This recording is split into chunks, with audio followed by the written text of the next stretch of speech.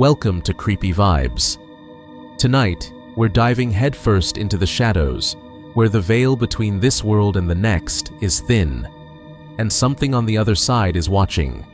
From haunted hotel rooms to cursed backroads, from whispers in the closet to dolls that never should have opened their eyes. These are 5 disturbing, true scary horror stories that aren't just creepy, they're real. These stories come from real places, real people, and real terror. And trust me, once you hear them, you'll never sleep the same again. But before we begin, there's something strange. Most viewers make one chilling mistake. They leave without subscribing. And when they do, they miss out on the creepiest, spine-tingling tales that only the bravest dare to hear. Don't be one of them. Smash that subscribe button now, because tonight's just the beginning. And the terror waiting in the darkness? It's only getting started. Now tell me in the comments, where are you watching from, and what time is it there? Because here at Creepy Vibes, nightfall is forever. And the horror? It's waiting for you. Let's dive into the darkness. There's something about radio at night. It's lonely, like talking to ghosts. And if you tuned in to 96.6 FM in Monroe County, Ohio, late in the dead hours, you'd hear a voice. A low, tired voice. Maybe a song from the 70s. Maybe just silence between the static. That voice belonged to Marty Dixon, and he didn't even know anyone was still listening. WKRX hadn't been a real radio station for years. The main building had half collapsed, the tower tilted like a drunk in a windstorm. But somehow, the signal still worked. Marty wasn't paid. Hell, no one even owned the station anymore. But he showed up every night at 11 p.m. with a thermos of black coffee, a stack of old vinyls, and a cigarette tucked behind his ear. "This is Marty D., your night captain on the ghost ship WKRX, he'd say into the mic, every night, the same way. Sailing the static seas from nowhere to nowhere. He'd spin songs, say nothing for long stretches. Sometimes read pages from old books he found in the basement.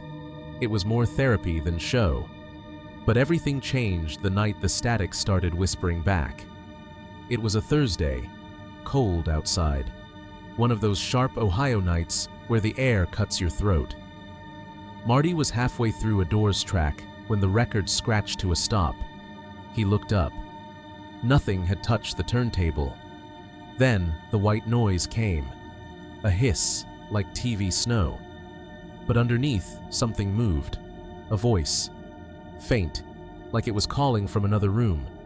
He leaned into his headphones, turned the volume up. "Mary, Beth, Colburn." Marty froze. He didn't know the name, but it hit something in his gut, like déjà vu soaked in fear. The next morning, he Googled it on his dusty office laptop.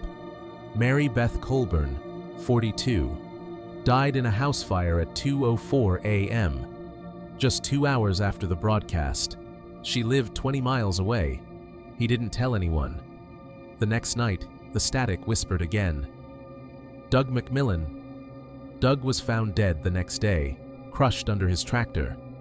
Then it was Kara Judson, then little Leo Mallory, then Terry from the diner. Names. Always whispered in the static between 1 and 2 a.m. Marty stopped sleeping, stopped shaving. His voice on air got slower, rougher. The station got colder too. He swore the lights dimmed when the static came, and he started feeling watched. He tried turning off the equipment once, pulled every plug. The static still came. "You're not supposed to stop listening, Marty." That voice wasn't a whisper. It was loud, right in his headphones. Marty tried warning people. The moment he heard a name, he'd call, show up, even tried getting the sheriff involved, but no one believed him. And every single one still died, sometimes within hours, sometimes in front of him. He once drove to a man's house and banged on the door, shouting, "You're going to die tonight." The guy called the cops. Marty was nearly arrested. Again. The deaths started coming faster. 3, 4 names a night. And one night, they stopped being strangers. Cindy, Dixon. That was Marty's ex-wife. They hadn't spoken in years. She died in a hit-and-run on Route 33 at 1:47 a.m. He broke after that, threw up in the booth, drank whiskey straight from the bottle during his shift, let the records scratch and hiss, let the static fill the hours. A week later, it was storming hard, lightning flashing over the cornfields. Marty lit a cigarette with shaking fingers and whispered into the mic, "If you're out there, tell me why." "Why me?" No answer, just static. And then, at 1:11 a.m. sharp, the voices came back. But this time, it wasn't just one name. It was many. A list. Fast, overlapping, urgent. Thomas Mathers, Elise Dent, Freddie Carlisle, Sheriff Donnelly, Father Reese, Valerie Thorne. Marty recognized every one of them. Locals, folks he saw at the grocery store, teachers, a kid who pumped his gas, and then Marty Dixon. He dropped the mic, ran out into the night, the storm slamming into him. Lightning split the sky. He didn't go home. He didn't go anywhere. He vanished into the cornfields behind the station. They never found his body.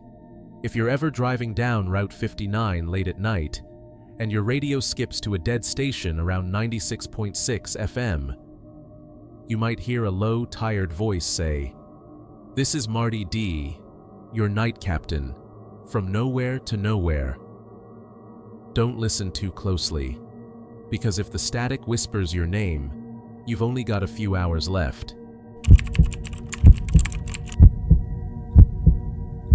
Jake Thomas didn't want to move. 16 years old, halfway through his junior year, and ripped from the only life he ever knew in Ohio to live in a house that smelled like wet wood and old secrets. The town was called Harrow's Edge, and it felt like a place that had already died and didn't know it yet. No Walmart, no Starbucks, just a gas station with flickering lights, a diner with fried everything, and a school with broken windows patched in plastic. Jake's dad, Robert, said the house was a steal. His mom, well, his stepmom, called it a fixer-upper. Jake called it a grave with wallpaper. They moved in on a Tuesday. The first night, Jake walked out back and saw it, a rusted cellar door, sunken into the earth like a mouth trying to hold in a scream. Thick iron chains crisscrossed it, 4 in total, bolted deep into the stone foundation. Overgrown vines crawled around the edges, like nature itself was trying to keep it shut. "Hey," Jake asked his dad, "what's in the root cellar?" His dad looked up from unloading boxes and said too quickly, "Nothing. Just old junk. It's not safe." But Jake noticed something then. His dad didn't meet his eyes. The inside of the house creaked like a coffin being rocked in shallow dirt. The wallpaper peeled. The air was too still. Every time Jake walked down the hallway, it felt like someone was just around the corner, watching. By the third night, the whispers began. They came just after 2 a.m., when the house was still and silent. Jake lay in bed, staring at the ceiling fan spin, when he heard it. "Jakey." Soft. Barely there. A voice under his floor. He sat up. The house was dead quiet again, but it hadn't been a dream. He knew that voice. The voice came again the next night. "You left the light on again, just like always." Jake's blood ran cold, because that wasn't just any voice, it was his mother's, his real mom, the one who died in a house fire when he was 9. Her voice had been buried 6 years ago along with her charred remains. He lay frozen under the blanket, heart pounding so loud it was all he could hear. But after a minute, the voice faded back into the floorboards. He didn't sleep the rest of the night. Over the next week, the whispers grew bolder. They started to talk about things no one else could know. You wanted Ethan dead after he broke your sketchbook. You kissed your pillow and pretended it was Jordan Lasky. You were 12. You still dream of the fire, the way it smelled. Jake's hands shook when he brushed his teeth. He tried blasting music in his headphones to block it out, but the voice always found its way in, like it was inside his head now. It wasn't just talking to him anymore. It was studying him. Jake woke one morning and looked out the window. One of the chains on the root cellar had snapped clean off. He stared at it for a long time. There were no tools lying around, no footprints in the mud. The chain wasn't rusted. It was twisted, like something inside had grabbed it and ripped it loose. That night, he told his dad. Robert looked pale, said it was just old metal and nothing to worry about. But Jake noticed his dad started sleeping with the bedroom door locked. Jake couldn't take it anymore. He crawled into the crawl space beneath the house with a flashlight and a kitchen knife. It was damp and smelled like mold and rot. He crawled on his belly, flashlight beam bobbing in the black. He found a square piece of old wood nailed shut beneath the living room floor. Burned into the wood were symbols, not letters, but something older. Circles, lines, claw marks. And the whispers? They were louder here. Almost there, Jakey. Just a little deeper. He saw something behind the hatch. Eyes, not glowing, not blinking, just watching. The voice started turning cruel. He didn't save her, Jakey. Your dad locked the door. She was screaming. He blamed her for losing the baby. Jake confronted his dad. Robert turned white, then red, then started to cry. He didn't deny it. She was drunk. She left the stove on. I panicked. Jake didn't hear the rest. He just walked out, back to the cellar.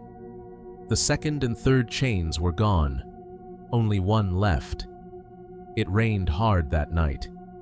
Thunder shook the house. Jake stood at the cellar door in a yellow raincoat, soaked to the bone, bolt cutters in hand. Let me out, Jakey. You'll understand when you see me. You're just like me. He asked the question one last time. What are you? The voice paused. Then it said, I'm the truth buried in your blood. I'm the face behind the mask of your family. I'm the shame that eats the Thomases alive, generation after generation. I'm what they locked away, and I never die. Jake clipped the last chain. The door swung open. Blackness. Not a hole, not a staircase. A drop. Endless. He heard breathing below. Then footsteps. Coming up. He turned to run. Jake's bed was empty the next morning. His window open. His boots gone. The cellar was wide open. The door swung in the wind. No one ever saw Jake again. His dad put up posters, cried on TV. The stepmom moved out. But the cellar? It's still there. People say if you go behind the old Thomas house on a summer night, if you stand real still near the edge of the cellar, you'll hear whispers in the weeds. Not angry, not loud, just soft. Jakey boy, I'm still down here. Come see me. Maya Alvarez had never really felt at home anywhere. Born in Queens, raised mostly in Brooklyn, bounced through foster homes when her mom disappeared during a detox relapse. She was 24 now, working 2 jobs, bartender and freelance caption editor, trying to stitch a life together with weak thread and fading hope. When she found the listing for the apartment in the Bronx, it felt like someone had finally thrown her a rope. A 1-bedroom for $650 a month?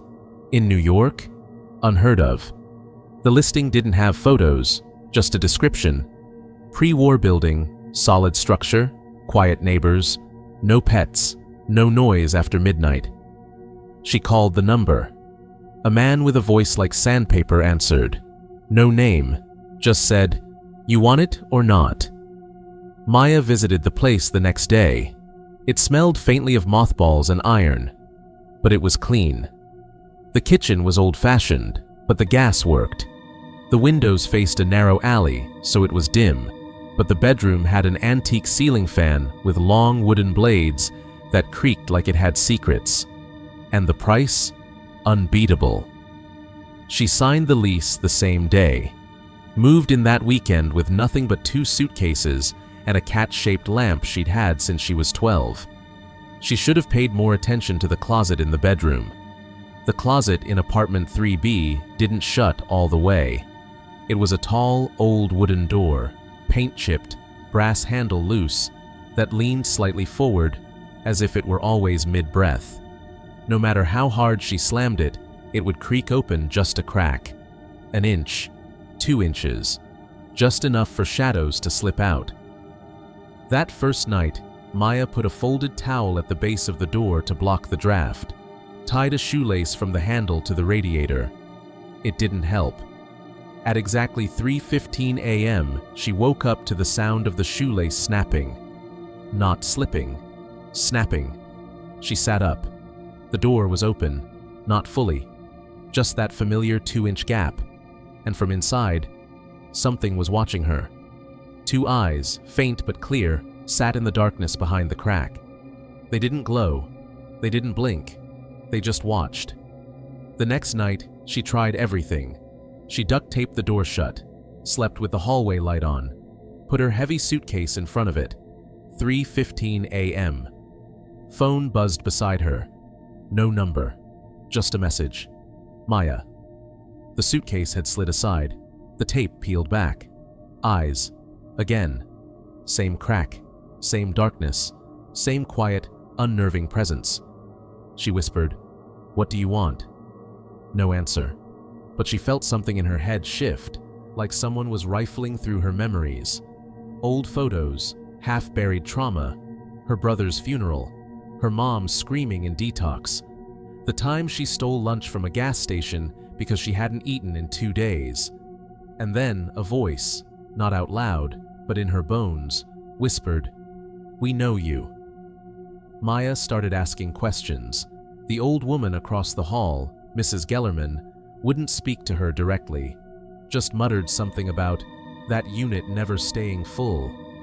The super, Hector, gave her the same shrug he gave all complaints. You see rats, you trap 'em.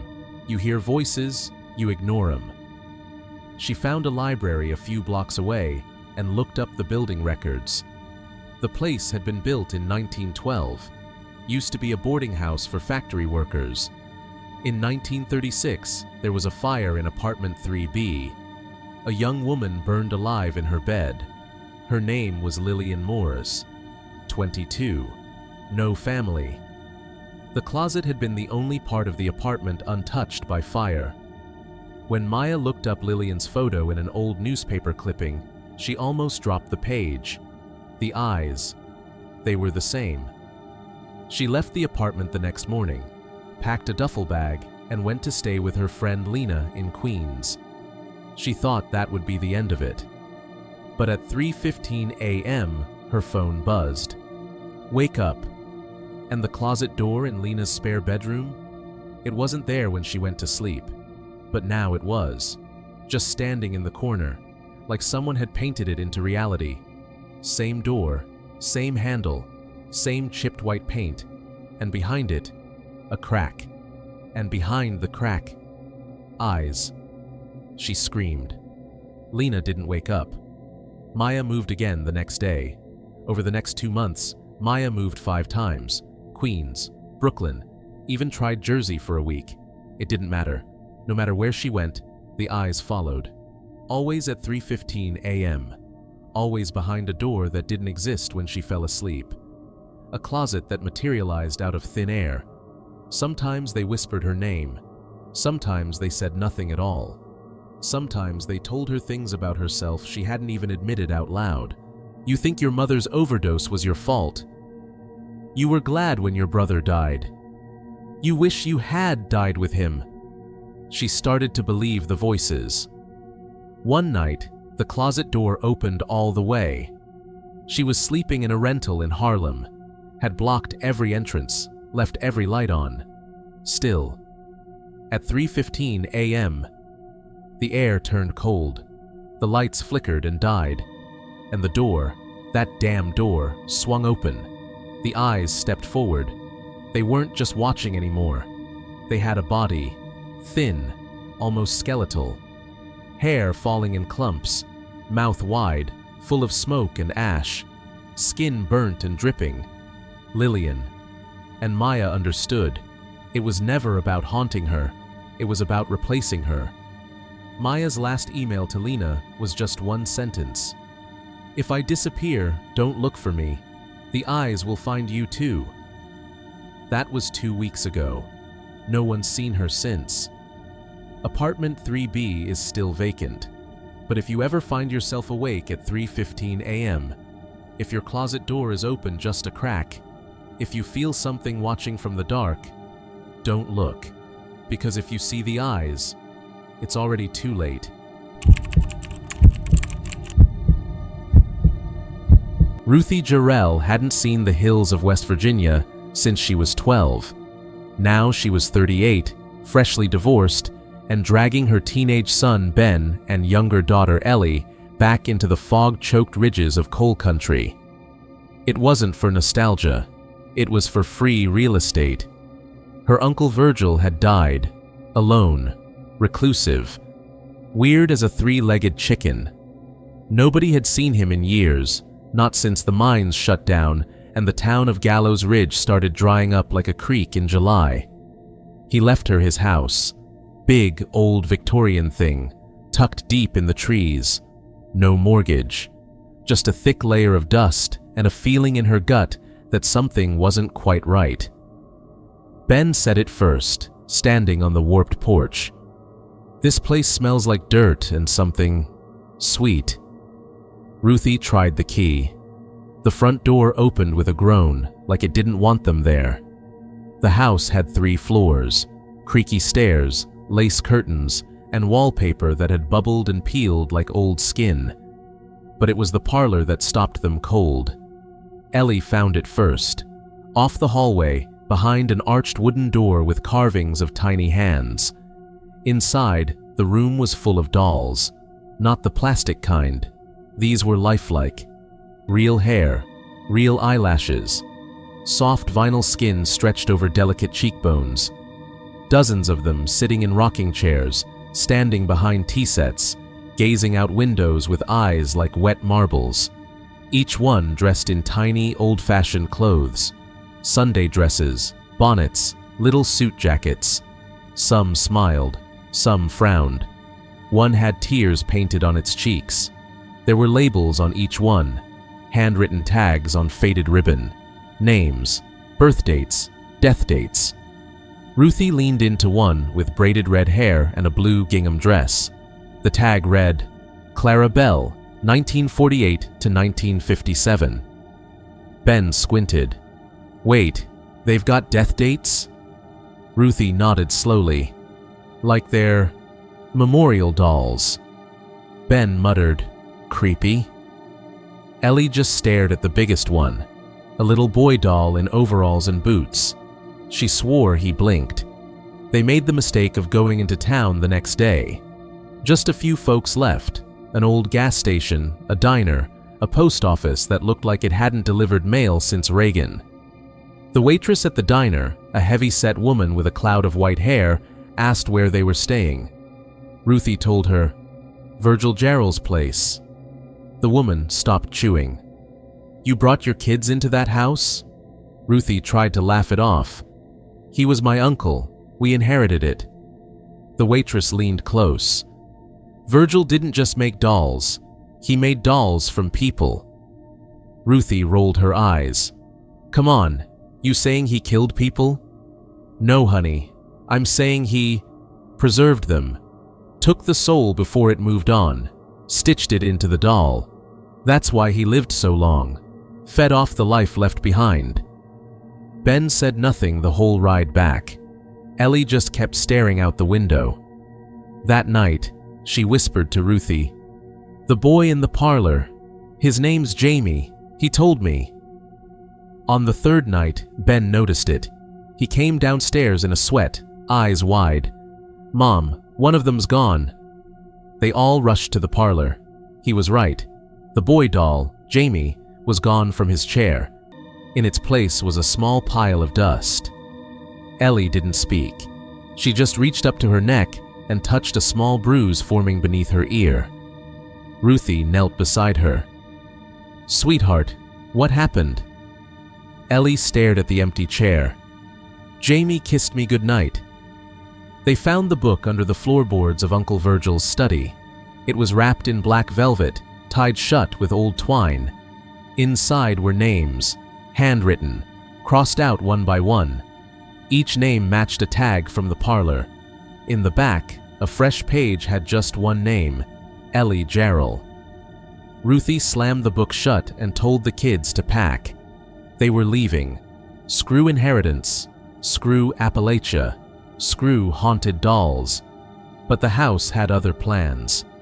That night, the front door wouldn't open. The windows were sealed. The power flickered out. From the parlor, soft music began to play, a music box melody, twinkly and slow. And then, the sound of tiny footsteps. They came down the hallway, dozens of little feet, doll-sized. Ben grabbed a fire poker. Ruthie held Ellie tight. The dolls came alive, not all at once. Some twitched, some giggled, some dragged themselves with broken limbs. They weren't fast, but they weren't stopping either. Ellie screamed. The boy doll, Jamie, was leading them. His eyes were fully alive now, and he was crying. "Please," he whispered. "It hurts." They locked themselves in the attic. The air was thick. The lights wouldn't work. Only Ruthie's phone flashlight cut through the dark. And then they heard the slow, dragging step on the stairs. Not doll feet, boots, heavy, old, familiar. The attic door creaked open, and there he was, Uncle Virgil, dead, but still moving. Eyes black, skin sagging like wet paper. Dressed in a black funeral suit, a doll clutched in one hand. "You weren't supposed to come," he wheezed. "Not until you were ready." Ruthie held the poker. "We're leaving. Now." He smiled. "But you already belong to the house. The house remembers its blood." And then he shoved the doll toward Ellie. But Ellie grabbed it and bit its face. The thing shrieked like a boiling kettle and fell backward, twitching. Ben swung the poker. Ruthie pushed Virgil down the stairs. They ran. And the house groaned, like it was angry, like it had lost its prize. They got out, drove away without their bags, without their past. Ellie didn't speak for 3 days. Ben burned every photo of the dolls he'd taken. They tried to live normal again. But sometimes, on nights when the wind howled just right, Ruthie would wake up and smell something sweet and dusty. And Ellie would whisper in the dark, "Jamie says hi."